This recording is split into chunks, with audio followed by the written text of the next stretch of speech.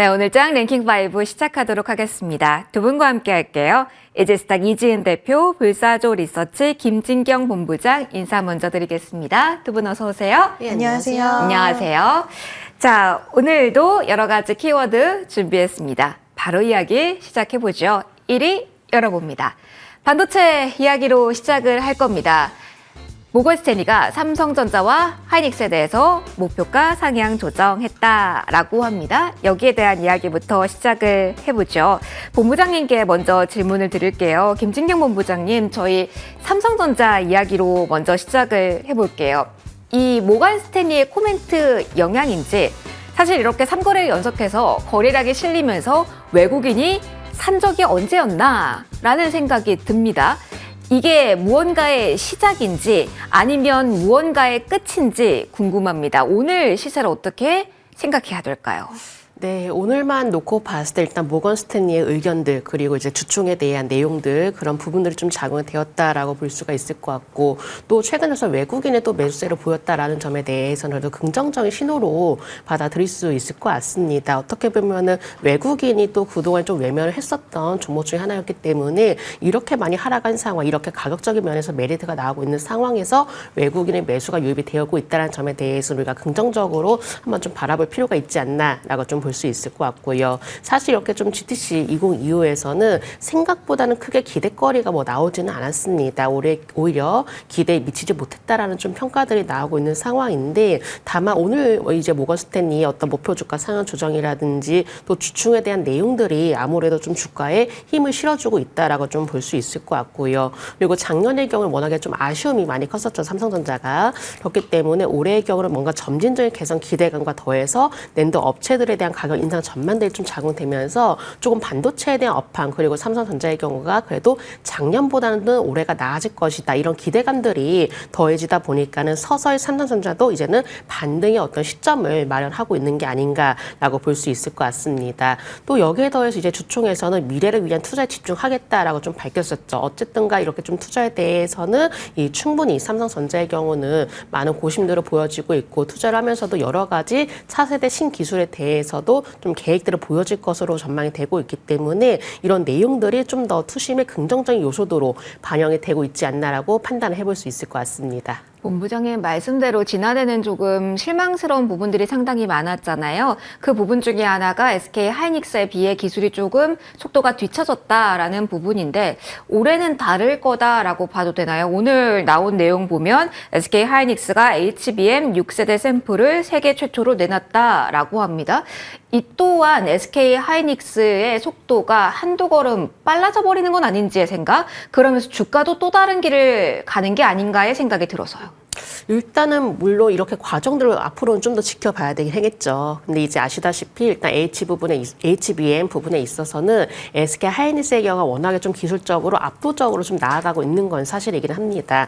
이렇게 또 샘플도 보이고 또 양산 준비도 하반기대로 마무리를 하면서 빠르게 진행하려는 모습도 좀 보여지고 있고요. 그런 부분으로 인해서 물론 SK 하이닉스에 대한 이 행동들이 삼성전자에게는 좀 부담으로 될 수가 있겠지만은 삼성전자의 경우는 그런 부담감을 이미 주가에 또 반영하기도 했었고 그래도 뭔가 새로운 기술들 그리고 SK 하이닉스가 보여주지 못했던 기술들을 좀 내놓기 위해서 계획들이라든지 투자들이라든지 이런 부분을 마련하고 있는 모습들이 오히려 투자 심리를 조금씩은 안정을 시켜 나가는 모습이지 않을까라고 좀 생각을 해볼 수가 있을 것 같습니다. 물론 삼성전자의 경우는 아쉽게도 SK 하이닉스보다 좀 뒤처지는 모습 보여지고 있지만은 일단 투자에 대해서는 좀 더 적극적인 모습들을 보여지고 있기 때문에 이렇게 투자 과정에서 또 어떤 성과들을 내놓을 수 있을지 이런 부분들을 우리가 올해는 꼭 한번 살펴보자라는 점 말씀을 드려야 될 것 같고요. 또 올해의 경우 가장 중요한 부분이 이제 바로 퀄 테스트의 경우인데 이 퀄 테스트에 대한 결과가 어떻게 될지는 모르겠지만은 점진적인 회복 국면에 있다는 점에 대해서는 우리가 좀 더 집중해 보실 필요는 있다라는 점을 말씀을 드려보도록 하겠습니다. 알겠습니다. 오늘은 대형주 조금 더 질문 가보도록 하죠. 그럼 이지은 대표님, 이런 모든 내용을 종합해서 볼 때 사실 다 요만큼 남았거든요. 6만 전자, 21만 닉스, 어디가 속도감이 조금 더 빠를 수 있을까요? 여기에 대해서 생각을 하시고 그 다음을 생각하시는 분들이 많아서 질문 이렇게 드려봅니다. 일단은 육만전자가 좀 더 빠르지 않을까라고 일단 보고 있고요. 근데 저는 반도체 종목들 이야기를 좀 드릴 때 삼성전자에 대한 투자 매력도 분명히 존재를 하고 있긴 하지만 일단 기술에 대한 부분은 아직까지는 확연히 되지 않은 것은 좀 분명하게 하기 때문에 좀 현금에 대한 여력이 있으신 분들은 삼성전자와 SK 하이닉스 양쪽으로 좀 저는 가져가는 전략도 좀 괜찮지 않을까라고 보고 있거든요. 지금 반도체를 긍정적으로 보신다면 삼성전자와 SK 하이닉스를 나눠서 사시는 게 맞아요? 아니면 삼성전자와 소부장, SK 하이닉스와 소부장 이렇게 가시는 게 맞아요? 일단 오늘 좀 흐름들을 보면 소부장 기업들이 요즘 삼성전자향 소부장 기업들이 좀 강한 모습들을 확인을 할 수가 있어요. 근데 이거에 대해서 지금 당장의 분위기는 너무 좋기는 하지만 우리가 아직까지 기술에 대한 부분이나 이것 자체가 확인이 된 거는 아니기 때문에 상방에 어디까지 열려 있을지에 대한 여부는 우리가 생각한 것보다는 좀 제한적일 수 있다라고 보고 있습니다. 지금 현재 상황으로 두고 봤을 때요. 그렇게 된다라고 봤을 때 물론 긍정적으로 우리가 해석을 할 수도 있겠지만 이번에 뭐 단독 기사이긴 하지만 HBM3E 8단인지 12단인지 모르겠어요. 그렇지만 6월 달에는 퀄 테스트 통과할 수도 있을 것이다라는 얘기가 어저께 나오기도 했거든요. 네, 삼성전자가요. 네, 삼성전자가 그런 이야기도 있기 때문에 근데 그거는 어디까지나 단독 보도이기도 하고 그렇게 될 수도 있다라는 부분이라서 이 부분에 대한 시세 연속성이 끌어가는 이 힘 자체가 어디까지 갈지에 대한 여부는 아직까지는 저는 확실하지는 못하다고 보고 있어서 일단 소부장 기업들 그러니까 너무 그러면 또 반도체 쪽으로 포트폴리오가 좀 쏠릴 수 있어서 그거는 좀 우려가 되긴 하지만 일단 반도체 대형주 매수를 하시는 게 좋을 것 같고요. 그리고 그러니까 반도체 대형주라면 SK 하이닉스, 삼성전자 양쪽으로 일단 매수를 하시는 게 좋을 것 같고 그리고 저는 개인적으로 소부장 쪽에서는 실적에 대한 기대감이 있는 쪽을 좀 보시는 게 좋을 것 같은데 삼전의 뭐 밸류체인 하이닉스의 밸류체인 이것보다도 지금 저는 리노공업이라는 종목 좀 좋게 보고 있는데 일단 소켓 관련돼서 좀 실적에 대한 기대감이 2025년 기점으로 해서 이제 실적 개선세가 확연하게 좀 드러날 거라고 보고 있어서 일단 리노공업을 소부장 쪽에서는 좀 보고 있고요. 그리고 대형주단에서 이 두 종목을 좀 나눠서 매수를 하시는 게 좋지 않을까라고 보고 있는 게 너무 한쪽으로 쏠려 있으면 우리가 삼성전자 또 예측하지 못한 상황에서 테스트 통과 여부가 나올 수 있기 때문에 일단 좀 안전하게 양쪽 양분화해서 가져가자라고 지금은 생각을 하고 있습니다. 그러면 저희 대형주 포커스로 오늘 이야기를 많이 하게 되다 보니까 매크로 측면 한번 짚고 넘어갈게요. 지수에 대해서 베팅이 강하게 들어오고 있다. 그러면서 삼성전자를 산다라고 볼 수 있을지 그런 의미에서 지금 BOJ 이벤트는 소화하고 기자회견 기다리는 시점입니다. 그리고 FOMC 있죠. 그리고 미국의 만기일도 이번 주에 있거든요. 이런 매크로적인 이벤트에는 대비가 필요한 시점이다라고 보시는지 궁금합니다.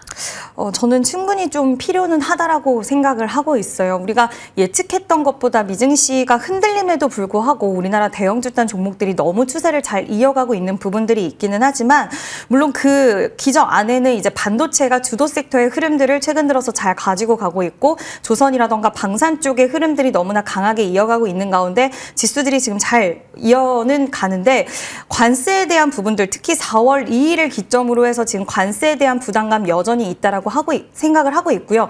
오늘 BOJ는 뭐 무난하게 지나갈 거라고 보는데 FOMC에서 과연 어떤 이야기 나올지에 대한 부분이 중요하다라고 보고 있습니다. 지금 시장에서는 경기 침체에 대해서 우리가 스태그플레이션 이야기까지 나오고 있잖아요. 물가도 올라가고 경기는 침체가 되고 이런 부분에 있어서 뭐 점도표에 대한 수정 변화에 대한 부분이라든지 그리고 우리 오히려 금리 인하에 대한 횟수가 예상보다 더 많이 나온다라든지 이런 변수에 대한 부분에 따라서 시장의 분위기는 저는 또 한 차례 바뀔 수 있다라고 보고 있어서 지금 시장 자체는 사실 대형주 종목들이 올라가고 있긴 하지만 반도체 쪽에서는 따라가는 매매에 대해서 가능하지만 그 외에 지금 뭐 방산이라든지 조선에 대해서는 사실 매매하기엔 좀 부담스러운 구간에 있는 종목군들이 많잖아요. 특히 그리고 대형주단 종목들 말고 코스닥으로 오면은 지금 섹터별 순환매와 섹터별 차별화가 너무 많이 일어나고 있는데 오늘 로봇주만 본다 하더라도 최근 분위기가 좋았는데 예측하지 못한 뭐 로보티즈의 분할 소식으로 인해서 굉장히 주가 흐름이 부진해지는 부분 이런 것들을 봤을 때는 코스닥 시장은 저는 상대적으로 좀 더 앞으로 FOMC라든지 이런 일정에 따라서 흔들릴 수 있는 여지들이 좀 열려있다라고 보기 때문에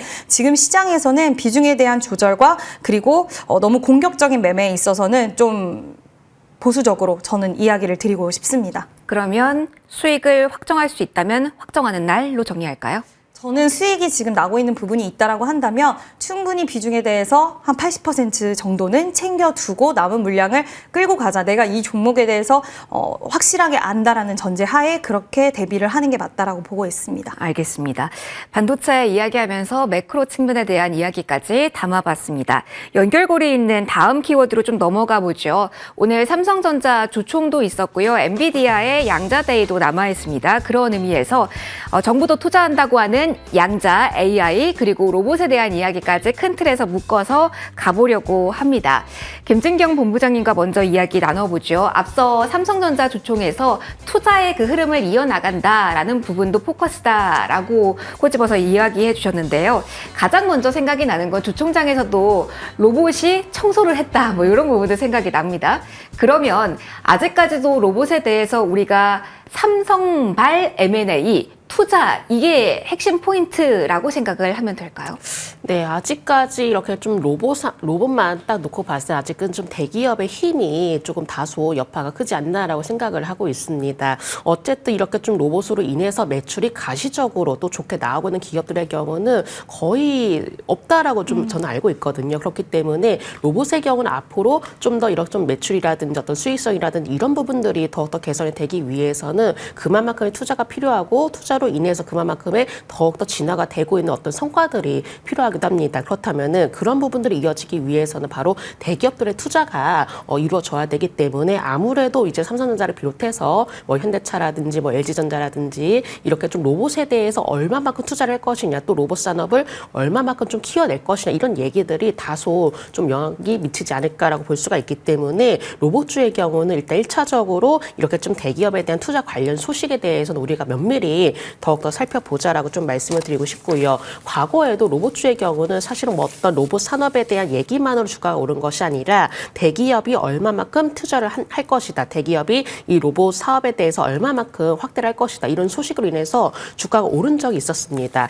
그 부분이 바로 지금도 이어지고 있는 상황이기 때문에 아무래도 대기업에 이렇게 좀 로봇 사업에 대해서 계획들이라든지 거기에 따른 투자 내용들이 오히려 로봇 관련주들의 경우는 민감하게 작용하지 않을까라고 좀 볼 수 있을 것 같고요. 그렇기 때문에 로봇주를 볼 때에는 어떤 로봇 업체에 대해서만 보신다기보다도 전체적인 면을 좀 보셔야 되실 것 같습니다. 물론 로봇에 대해서도 워낙에 빠르게 어떤 산업이라든지 어떤 거기에 따른 성장성이 기대가 되고 있긴 하지만은 그 성장을 이루어내기 위해서는 또 그만큼의 자본이 필요하기 때문에 아무래도 대기업들의 어떤 행보가 앞으로는 더욱더 중요하지 않을까라는 점 말씀을 드리도록 하겠습니다. 여전히 대기업의 투자가 핵심 키워드다라는 점 말씀을 해주셨습니다. 그럼 이재은 대표님과도 이야기를 해보죠. 로봇에 대해서 꾸준한 관심을 보여주셨는데 그럼 오늘 장에도 계속 기회 요인을 찾아봐도 되는지 궁금해요. 로보티즈가 물적 분할을 한다라고 해서 시장의 심리가 위축이 됐는데 사실 물적 분할을 한다라고 한 이후에 뭐 나온 리포트를 보면 투자 가치의 훼손은 없다라는 이야기도 많이 나오거든요. 이게 심리적인 걸로 보십니까? 그렇다면 오히려 로봇주에 대한 오늘장의 기회라고도 보시는지 이에 대한 코멘트 남겨주신다면요. 만약에 보유하고 계신 분들에 한해서는 좀 더 지켜볼 여력은 있다라고는 보고는 있지만 일단 로보티즈가 이제 내부적으로 살펴보면 결국 이 물적 분할에 대해서 그동안 이 회사의 핵심 사업부는 액추에이터 부분인데 이제 네. 자율주행 부분들이 워낙 막대한 자금이 들어가다 보니까 그 회사를 떼어나는 작업을 한다라는 부분이었고 5년 내에 상장은 없다. 그러니까 우리가 LG화학과 LG에너지솔루션에 대한 공포 이런 것들이 굉장히 크잖아요. 근데 그 부분에 있어서 좀 불식시켜주는 이야기를 했지만 역시 물적 분할에 대한 부담감은 우리 시장에서는 굉장히 큽니다. 그 부분에 있어서는 저도 이게 또 회사가 언제든지 스탠스를 바꿀 수 있다라는 그런 염려스러운 부분들도 있을 수 있고 거기다 결국에는 투자에 대한 비용들에 대한 부담들이 로봇주들은 있다라는 것인데 실적이 안 나오는 기업들이 상대적으로 많다 보니까 지금 시기에는 우리나라 같은 경우에 기술을 개발을 해야 되는 시기라서 자금이 많이 들어가는데 자금력이 딸리면 뭐 물적 분할, 뭐 유상증자 여러 가지 우리가 예측하지 못하는 일들이 나올 수 있는 쪽이구나라는 시장의 이런 심리들이 좀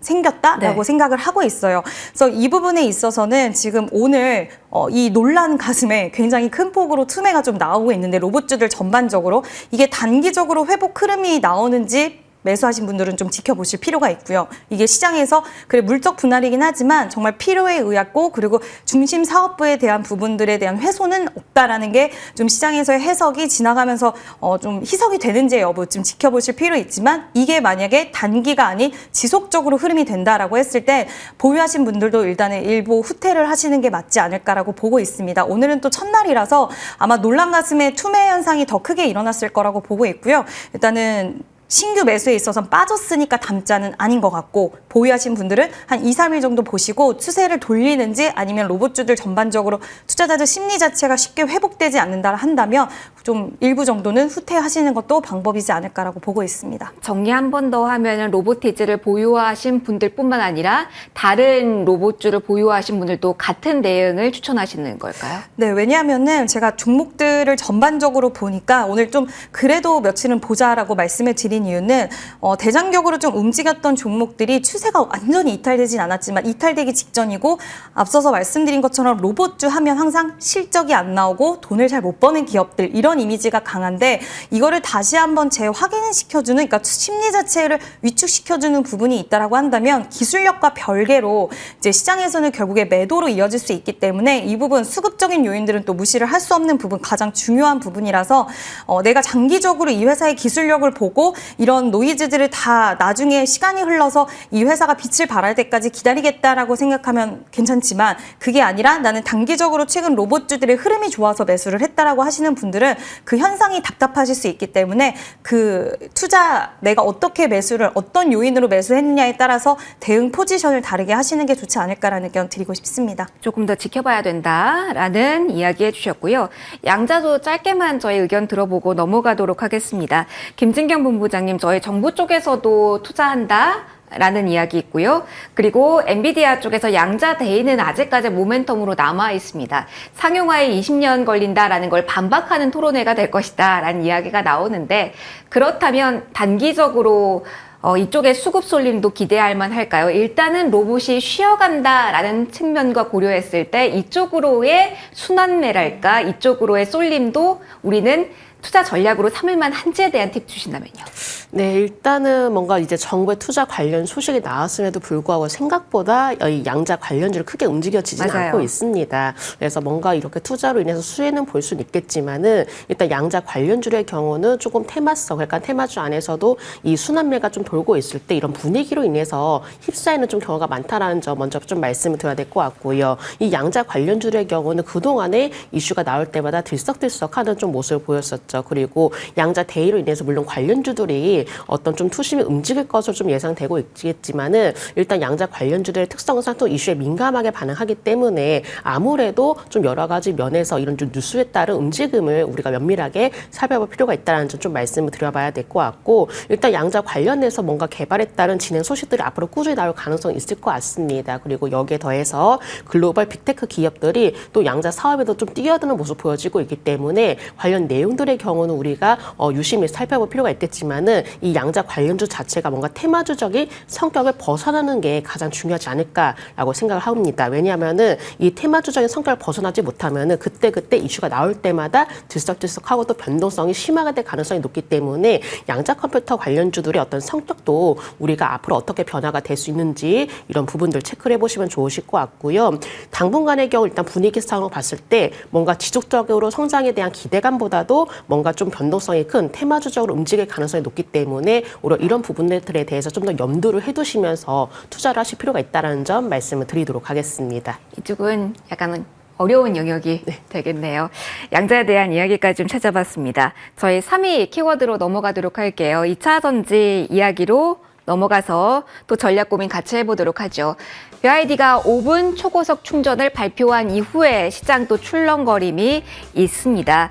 이지은 대표님, 우리 시장에서는 이게 좀 작은 쪽이라고 해야 될까요? 대진 첨단 소재 정도만 수혜주라고 봐야 될까요? 아니면 이 새로운 충전에 대한 키워드가 조금 더 확장될 수 있을지, 2차 전지 또 다른 트리거 키워드가 될 수 있을지 이 부분 먼저 이야기 좀 해볼까 합니다. 어떻게 보세요? 일단 저는 개인적으로 아직까지 2차 전지는 항상 좀 더 지켜보자라는 기조라서 일단 대진 첨단 소재의 일단 개별적인 이슈가 아닐까라고 좀 보고 있고요. 물론 전고체 관련된 배터리 관련된 주들은 요즘 추세 자체가 좀 굉장히 좋게 이어가고 있습니다. 삼성 SDI에서 오늘 전고체 관련된 소식이 들려오기도 했는데 네. 이 이슈 비아디의 충전 이슈로 봤을 때 오히려 저는 대진 첨단 소재를 수혜적으로 그냥 보는 게 맞고 차라리 이걸 보고 나서 우리가 중국 배터리 기업들에 대한 위협이라든지 이런 부분에 대해서 다시 한번 좀 기억을 하고 좀 상기를 해볼 필요는 있지 않나라고 오히려 해석을 좀 하고 있습니다. 이번에 인터배터리에서 비아디가 처음으로 또 출전을 했거든요. 근데 이 회사 같은 경우에 결국에는 지금 LFP 뭐 배터리라든지 이런 쪽으로의 강점이 굉장히 두드러지는 기업인데 우리나라 지금 기술력을 가지고 계속 이야기하는 부분이 지금 밀고 있는 건 46파이 원통형 배터리 쪽을 지금 3사가 모두 차세대 신기술로 밀고 있고 근데 이거를 좀 골자를 살펴보면 결국에는 캐즘 현상에서 지금 저가형 자동차가 잘 팔려서 당분간은 중국 배터리가 더 잘 팔릴 거라는 부분에 있어서는 좀 인정을 하는 것 같아요. 근데 차세대 기술 쪽에서 캐즘 현상이 극복이 되면 저가형에서 이제는 다시 좀 고급형이라든지 이런 부분들 결국 사람들은 소비가 늘어나면 그 부분에 있어서 좀 좋은 성능과 안전성 이런 것들을 찾게 될 것이다. 근데 이 부분이 진행이 되려면 유럽이라든지 중국이라든지 미국 이런 부분들에 대해서 경기 자체가 올라와야지 이제 지갑을 열고 그런 것들을 판별할 수 있는 시기가 되기 때문에 시간적인 부분들이 좀 소요될 수 있다라는 것은 비아디가 너무 기술적으로 계속 치고 나가기 때문에 오히려 좀 우려스러운 부분도 저는 없지 않아 있다라고 확인을 하고 있고요. 대진 첨단 소재는 지금 CNT 도전제를 비아디 쪽에 또 공급을 하고 있기 때문에 이와 관련돼서는 이 종목에서는 굉장히 좋은 호재가 일어났다라고 보고 있고 이 이슈로서 볼 수 있는 거는 대진 첨단 소재가 맞지 않나라고 저는 생각을 하고 있습니다. 새내기주의 특성도 좀 작용을 했을까요? 맞아요. 네. 요즘 같은 시작에? 네, 요즘 시장의 분위기를 보면 시장이 신기술 자체를 갖고 있는 기업들이 신규 상장주들 중에서 워낙 많다 보니까 또 고객사 라인들도 탄탄한 기업들이 많아서 의료 AI 종목들이 간다? 그럼 3빌리언이라든지 이런 신규 상장들 위주로의 흐름들이 나오는 것도 좀 저도 그 부분에 대해서 굉장히 동의를 하고 있습니다. 2차 전지에 조금 더 이야기를 해보죠. 이재은 대표님께서 캐즘 그리고 판매량 요 부분도 이야기를 해주셨는데요. 김진경 본부장님과도 요 포인트로 이야기를 해볼게요. 요즘 솔솔 신문 기사들 보면은 캐즘 1분기 저점을 뚫고 가는 게 문제가 아니라 이미 유럽 시장에서도 밀렸고 다른 데서도 경쟁률이 많이 떨어지고 있으니 매출에 타격이 있을 것이다. 이게 문제다라는 이야기가 나오거든요.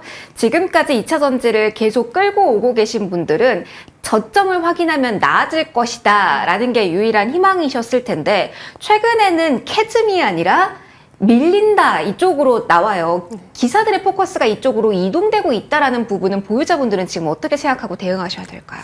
네, 물론 예전과는 좀 분위기가 많이 달라진 네. 것 같습니다. 그러니까 옛날과는 달리 중국의 경우도 기술력이 많이 높아진 상황이기 때문에 아무래도 좀 이런 얘기들도 나오고 있지 않나라고 좀 봐야 될 것 같고요. 물론 미국에서 중국을 견제를 하고 있긴 하겠지만은 중국의 경우는 미국을 제외하고도 유럽이라든지 중동이라든지 서방 국가로 좀 나아가는 모습들을 좀 보여지고 있는 상황이기 때문에 아무래도 이런 좀 불안감이 더욱더 커지고 있는 게 아닌가라고 좀 볼 수 있을 것 같고 특히나 이제 노스볼트의 이제 파산 신청한 영향으로 인해서 한국과 중국 간의 경쟁은 더욱더 심화가 되는 모습을 좀 나타내고 있는 것 같습니다. 일단 이후에 이제 배터리 자급자족에 대한 계획이 사실상 무산이 된 상황이기 때문에 앞으로 일단 한국 기업들도 얼마만큼 유럽에 좀 활동을 할 수 있을지 어떤 사업 영역을 확장할 수 있을지 이런 부분들이 가장 중요하지 않을까라고 볼 수 있을 것 같고요. 그렇다면은 한국 배터리 기업들이 조금 더 중국을 넘어서기 위해서는 일단은 가격보다도 뭔가 기술력으로 더욱더 뚜렷하게 보여줘야 되지 않나라고 생각을 해볼 수가 있을 것 같습니다. 그래도 가장 큰 장점이라고 한다면은 국내 배터리 3사 모두 유럽 현지 공장을 안정적으로 운영하고 있기 때문에 일단 선점 효과를 누리지 않을까라고 볼 수 있을 것 같고요. 역시나 일단은 투자로 인해서 계속적으로 뭔가 차세대 기술력을 좀 보여주려는 모습들을 나타내주고 있기 때문에 앞으로는 일단 기술력으로 인해서 중국과의 어떤 차별점을 조금 더 확실하게 보여주게 된다면은 이 또한 어떤 좀 반등의 시작이 되지 않을까라고 생각되기 때문에 주요 3사들의 기업들의 기술력을 우리가 앞으로는 좀 더 면밀하게 살펴볼 필요가 있다는 점 말씀을 드려보도록 하겠습니다. 기술적 우위를 점할 수 있는지 이 점을 보자라는 조언까지 해주셨습니다. 2차 전지에 대한 이야기 해봤고요. 실적이란 키워드 그리고 나아질 것이다라는 희망이 조금 더 보이는 석유화학에 대한 키워드로 시선 이동해 보도록 하겠습니다. 자, 1분기 흑점 키워드가 나왔습니다. 좀 이어서 가보도록 할게요. 김진균 본부장님, 저희 롯데케미칼 하면서 실적 나아질 것이다 하면서 불기둥 뽑았던 날 기억하실 겁니다. 이번에 LG화학이 그 주인공으로 리포트 영향을 강하게 받고 있는데 글로벌적인 이슈도 맞물렸습니다만 이 리포트의 영향이 강한 걸까요? 오늘 장에서 LG화학이 주인공으로 떠오른 이유 어디서 찾아야 될까요? 일단 오늘의 주가 상승의 흐름으로 봤을 때 일단 리포트의 영향이 가장 크다라고 크다. 좀 봐야 될 것 같습니다. 아무래도 또 긍정적인 이야기를 나와주었기 때문에 주가도 이 역시 조금 반응을 하는 게 아닌가라고 좀 볼 수 있을 것 같고요. 그래도 LG화학의 경우가 또 좋은 성적도 좀 내주었고 주가의 경우도 워낙에 지금 바닥 국면에 위치를 해놓은 상황이기 때문에 뭔가 가격 메리트적인 부분도 좀 더 주목이 되고 있는 것 같습니다. 충분히 납부 과대가 되었기 때문에 일단 가격적인 면에서는 지금의 경우 매력도가 높다라고 좀 볼 수 있을 것 같고요. 일단 LG화학의 경우가 석유화학 부분에 대해서는 적자 규모도 줄이고 일단 첨단 소재 부분에서는 영업이익이 증가할 것이다라는 전망이 나와주고 있기 때문에 이런 내용들이 앞으로는 긍정적으로 작용될 가능성이 높다라는 점 좀 말씀을 드려보도록 하겠고 다만 기술적인 흐름을 봤을 때 사실 LG화학이라는 종목 자체가 조금 덩치가 큽니다. 그렇기 때문에 움직임이 좀 무거울 수가 있기 때문에 우리가 단기적으로 뭔가 반등 추세를 기대를 한다라기보다도 뭔가 좀 더 중장기적으로 우리가 흐름들을 체크를 해보실 필요가 있다는 점 말씀을 드려보도록 하겠고요. 오늘 장 초반의 경우는 물론 큰 폭으로 상승하는 모습 보여지고 있지만은 현재의 경우는 조금 꼬리를 살짝 남기면서 조금 다소 좀 부진한 모습 보여지고 있습니다. 장 초반보다. 그렇기 때문에 LG화학의 경우는 우리가 성급히 매수를 한다라는 느낌보다도 조금 중장기적인 관점으로 그러니까 긴 호흡을 가지고 살펴보자라는 점 말씀드리도록 하겠고 1차적으로 25만 원대 저항 라인이 있기 때문에 이 저항 라인도 돌파 여부도 확인해보자라는 점 말씀을 드려보도록 하겠습니다. 화학주 조금 더 이야기를 해볼게요. LG화학도 오전에 고점을 뚫지 못하는 흐름이라는 점 확인해 주셨는데 이지은 대표님과 조금 더 골고루 이야기해보죠. 더욱더 윗꼬리가 길게 달린 종목들 많습니다. 대표적으로 금호 석유화 같은 경우는 5% 이상 오르다가 지금은 1% 미만의 상승 곡선 그리고 있습니다. 상당히 제한적이죠. 이렇게 화학주가 반짝하고 꺾였다라는 부분은 어딘가로 다시 수급이 이쪽으로 이동했다라는 거는 아니다라는 힌트를 우리에게 주고 있는 걸까요, 대표님? 지난번에 석유화학 롯데케미칼 이제 보고서가 굉장히 긍정적으로 맞아요. 나오면서 관련된 종목들을 쭉 끌어갔는데 며칠 있다가 업황 회복이 조짐이 보이지 않는다는 듯한 그런 이슈가 다시 한번 또 나왔거든요. 그래서 시장에서는 처음에는 긍정적인 관점으로 러우 전쟁의 종전, 이구 안시 이런 것들을 통해서 석유화학주들의 수혜를 좀 점치기도 했지만 아직 업황 반등에 대한 시그널이 명확하게 잡히지 않았다는 점 그리고 러우 전쟁 종결에 있어서도 오늘도 이야기가 좀 왔다 갔다 했습니다. 그러면서 시장에서는 업황에 대한 회복이 진행이 되고 이게 실적으로 찍히는 그 구간까지의 시간은 분명히 존재를 할 수밖에 없는 상황 속에서 과연 지금이 명확한 투자처일까? 지금 시장에서 가장 매력적인 투자처일까라고 했을 때 수급적인 요인에서 시장에서는 그렇게 크게는 받아들이지는 않는 것 같아요. 그래서 여전히 매물도 많이 있는 상황이고 바닥권에서 돌파를 하기에는 조금은 좀 부족하지 않을까라고는 보고 있는데 지금 2월 말 3월 달에 들어서 그동안에 보지 못했던 거래량이 좀 유입이 됐다라는 것은 굉장히 의미 있는 모습이기는 하다라고 생각은 하지만 이거는 정말 투자 내 성향 자체가 장기적으로 업황 반등이 되고 중국의 경기 부양책이 효과를 얻고 이런 것들이 결국에는 업황의 반등에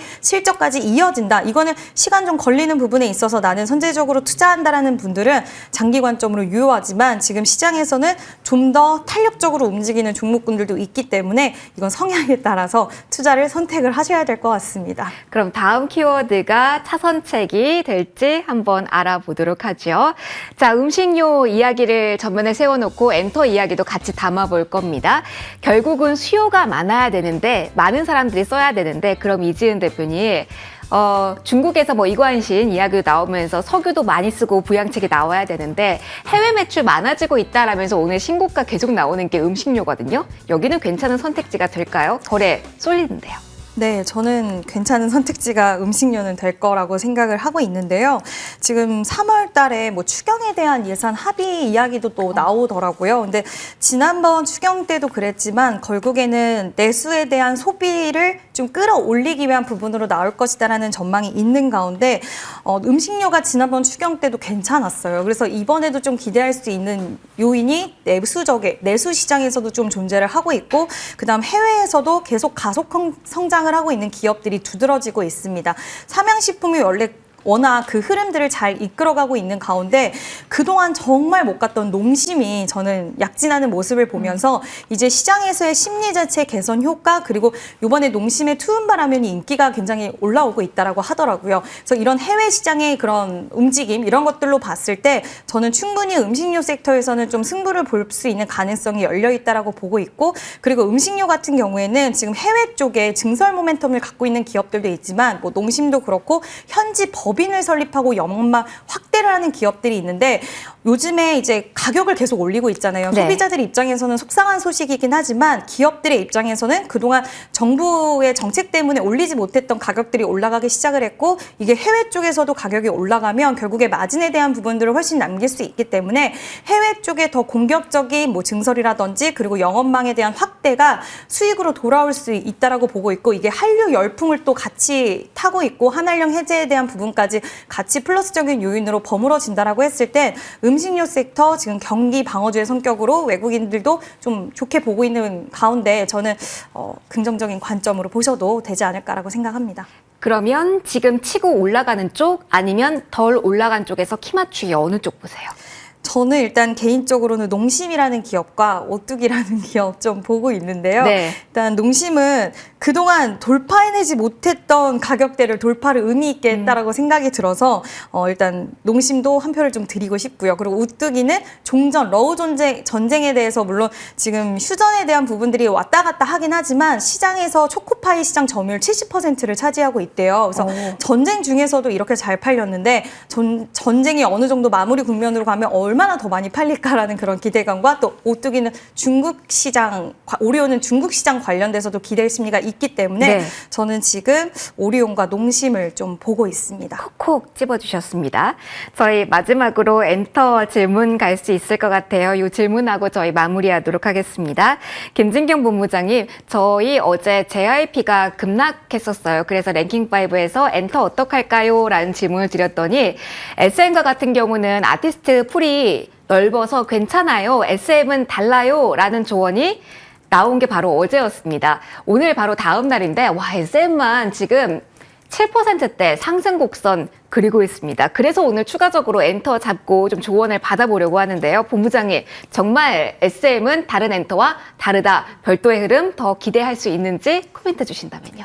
일단 엔터주의 경우는 각각의 개별 아티스트들의 활동이 더욱더 중요하게 작용이 되겠죠. 그런 의미에서 오늘 SM이 좀 강세로 보이고 있는 게 아닌가라고 좀 생각이 들고 있고요. 일단 엔터주의 경우는 사실은 일단 올해는 이제 중국 한한령 해제 이런 부분들이 가장 크게 작용이 될 수는 있을 것 같습니다. 다만 이런 내용들이 이미 어느 정도 주가에 선반영된 부분이기 때문에 앞으로는 각각 엔터주들마다 개별 이슈를 체크를 해보자라는 점 말씀을 드려보도록 하겠고 일단 엔터주 내에서도 뭔가 순환매가 흘러가는 모습이 보여지고 있는 것 같습니다. 올해 초에는 JYP 엔터가 유독 좀 눈에 띄었는데 이런 부분을 자꾸 시선이 넘어가면서 일단은 지금 SM 쪽으로 옮겨지는 듯한 느낌이 들고 있고요. SM의 경우 오늘 좀 주가가 강세로 보여지고 있긴 하지만은 이런 부분들이 또 전고점을 돌파할 수 있는지 여부도 가장 중요할 것 같습니다. 만약에 전고점을 돌파하지 못한다면 다시금 또한 기술적 조정이 나올 가능성이 높기 때문에 오히려 보유를 하고 계시는 분들의 경우는 전고점 돌파 여부를 우리가 꼭 한번 확인해보자라는 점 말씀을 드려보도록 하겠고요. 또 엔터주도 안에서도 계속적으로 순환매가 이어지고 있다는 점,